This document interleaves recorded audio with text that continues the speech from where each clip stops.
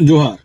हाल ही में छत्तीसगढ़ में पुलिस और माओवादियों के बीच मुठभेड़ की एक खबर सामने आई है, जिसमें 4 निर्दोष आदिवासी बच्चों के घायल होने की और 5 निर्दोष ग्रामीणों की मौत की खबर आई है। 11 दिसंबर को जो घटना घटी है माड़ क्षेत्र नारायणपुर जिला में, जो कुमम और भी कुछ कुछ गांवों में जो घटना घटी है, जिसमें पुलिस कह रही है कि हम 7 माओवादी को मार गिराए हैं और बहुत बड़ी सफलता की बात कह रही है, जबकि ये सत्य नहीं है। उसमें 5 आदिवासी ग्रामीण थे जो खेती करने के लिए वो लोग अपने सुबह सुबह उठ के अपने खेतों पे अपना काम कर रहे थे। वो है उसी दौरान 4 बच्चों को भी इन पुलिस फोर्स के द्वारा गोली मार के उनके घायल कर दिया गया है।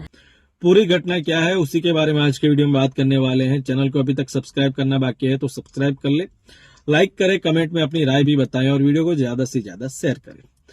टाइम्स ऑफ इंडिया में छपी खबर के अनुसार 16 साल की एक लड़की की गर्दन में 1 हफ्ते से गोली फंसी हुई है। उसे रायपुर लाया गया है। 4 साल का एक लड़का बाल बाल बच गया क्योंकि गोली सिर को छूकर निकल गई, लेकिन उसे गहरा घाव हो गया है।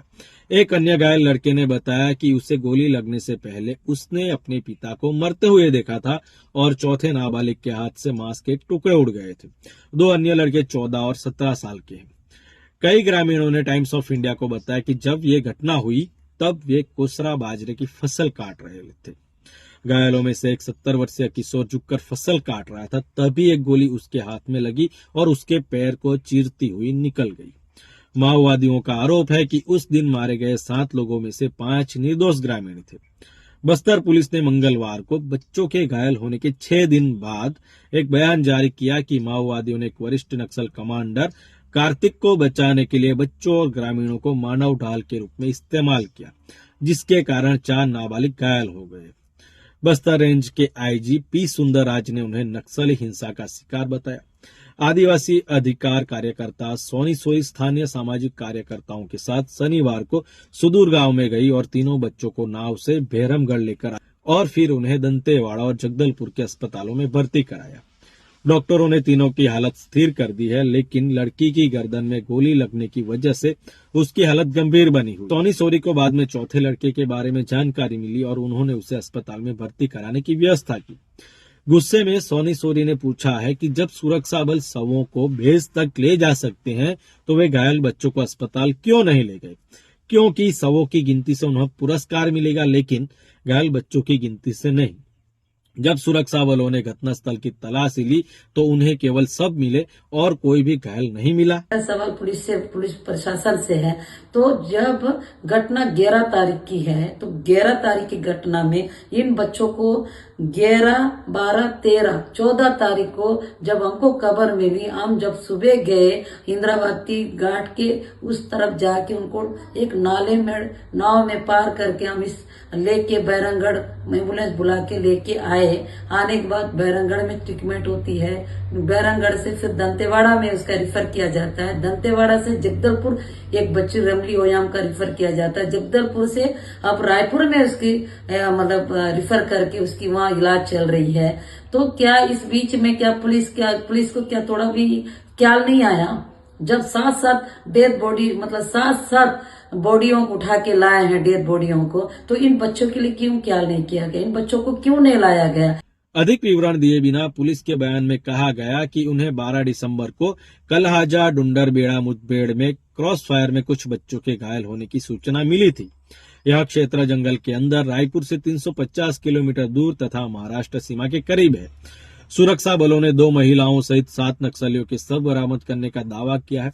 इसके अलावा ओडिशा राज्य समिति के सदस्य दसरू का भी शव बरामद किया गया है, जिस पर 25 लाख रुपए का इनाम था। पुलिस ने कहा, प्रारंभिक जानकारी के अनुसार हमें पता चला है कि नक्सलियों ने अपना सामान ढोने के लिए ग्रामीणों का इस्तेमाल किया। जब मुठभेड़ शुरू हुई तो माओवादियों ने इन ग्रामीणों को मानव ढाल के रूप में इस्तेमाल किया, जिससे 4 लोग घायल हो गए। पुलिस के बयान में कहा गया है, घायलों को प्राथमिक उपचार दिया जा रहा है तथा अधिक जानकारी जुटाई जा रही है। सोनी सोरी ने टाइम्स ऑफ इंडिया को बताया कि उन्हें इस भयावह घटना के बारे में पहली बार तब पता चला जब बीजापुर यानी कि अबूझमाड़ के पड़ोस के ताड़ोवाड़ा गांव के एक आदिवासी ने 13 दिसंबर की रात को उन्हें फोन किया। वह बहुत परेशान थे और उन्होंने मुझसे पूछा कि 2 साल के बच्चे का क्या किया जाए, जिसे सुरक्षा बलों ने दूसरे गांव से उठाकर उन्हें सौंप दिया था। उन्होंने बताया कि बच्चा लगातार रो रहा था और दूध नहीं पी पा रहा था। सोनी सोरी ने कहा, उसे डर था कि बच्चा बच नहीं पाएगा। मैंने गांव जाने का फैसला किया और हमने मुठभेड़ के बाद के भयावह परिणाम देखे। हमें पता चला कि बच्चे के पिता की उस समय गोली मारकर हत्या कर दी गई थी, जब उसकी मां कुएं से पानी लाने गई थी। सुरक्षा बलों ने बच्चों को उठाया और दूसरे गांव में चले गए, जहां उन्होंने उसे एक किसान को सौंप दिया और उससे कहा कि वह बच्चे को कोम गांव में अपने परिवार को वापस दे दे। सोनी सोरी ने टाइम्स ऑफ इंडिया को बताया कि क्या करना है इसके बारे में अनभिज्ञ व्यक्ति ने बच्चे के बारे में सभी पड़ोसी गांवों में अलर्ट कर दिया। जब मैं ताड़ोवाड़ा पहुंची तो बच्चे की मां अभी अभी आई थी। 3 दिनों के अलगाव के बाद बच्चे को अपनी मां से लिपटा हुआ देखना दिल दहला देने वाला दृश्य था, लेकिन महिला अभी भी अपने पति की तलाश कर रही थी, यह नहीं जानते हुए कि वह मुठभेड़ में मारा गया था। जब उन्हें पुलिस द्वारा जारी किए गए मृत माओवादियों की तस्वीरें दिखाई गई तो उन्होंने अपने पति को पहचान लिया, जिन्हें कोहला कहा गया था। वह बहुत दुखी थी। अपने पति को खोने के दुख में महिला ने सोनी सोरी को बताया कि कम से कम 3 बच्चे गोली लगने से घायल हुए हैं और उन्हें कोई उपचार नहीं मिला है। मैं हैरान रह गई। कोमाम गांव काफी दूर था और वहां का इलाका बहुत कठिन था। वहां कोई सड़क नहीं थी और इंद्रावती नदी पार करनी पड़ती थी, इसलिए एम्बुलेंस नहीं पहुंच सकती थी। हमने गांव वालों को संदेश भेजा कि वे घायल बच्चों को नदी के किनारे ले जाएं। उन्होंने एक बच्चे को अस्थायी स्ट्रेचर पर लाया और बाकी 2 बच्चे पैदल हमारे पास आए। सोनी सोरी ने आगे कहा कि उनके घाव गहरे थे और उनमें संक्रमण हो रहा था। हमने एक नाव किराए पर ली और उन्हें बहरमगढ़ अस्पताल पहुंचाया। गर्दन में गोली लगी लड़की को जगदलपुर दिमरापाल अस्पताल में ले जाया गया। यह चमत्कार है कि वह जीवित है। वह इतनी सदमे में है कि अपना दर्द भी बयान नहीं कर पा रही है। एक अन्य स्थानीय सामाजिक कार्यकर्ता ने टाइम्स ऑफ इंडिया को बताया कि उन्हें 15 दिसंबर को एक अन्य लड़के के बारे में जानकारी मिली थी, जिसके हाथ और पैर में गोली लगी थी। उसे भी सोनी सोरी की टीम ने बचाया था। बस्तर रेंज के आईजी पी सुंदर राज ने कहा, माओवादी संगठन को गंभीर झटका लगा है। नक्सली कैडरों की सुरक्षा टीमों ने हाल ही में हुई मुठभेड़ों के दौरान जोगन्ना, विनय, कार्तिक, शंकर राव और सागर जैसे राज्य समिति स्तर के कमांडरों को तो छोड़ दिया, वे मारे गए। अब माओवादी अपने पुराने क्रूर तरीकों पर लौट आए हैं, जिसमें वरिष्ठ कैडरों की रक्षा के लिए बच्चों और ग्रामीणों को मानव ढाल के रूप में इस्तेमाल किया जाता है। प्रथम दृष्टया ऐसा लगता है कि माओवादियों ने उड़ीसा राज्य समिति के कैडर कार्तिक को बचाने के लिए बच्चों को ढाल के रूप में इस्तेमाल किया है। हम इस घटना के बारे में अधिक जानकारी एकत्र कर रहे हैं। आईजी ने कहा, चूंकि वे नक्सली हिंसा के पीड़ित हैं, इसलिए पीड़ित मुआवजा नीति के प्रावधानों के अनुसार सरकार उनके उपचार और पुनर्वास का ध्यान रखेगी। कांग्रेस ने राज्य सरकार पर निशाना साधा। पूर्व उप मुख्यमंत्री टीएस सिंहदेव ने कहा, लक्ष्य निर्धारित करने से ऐसे खतरे पैदा होते हैं।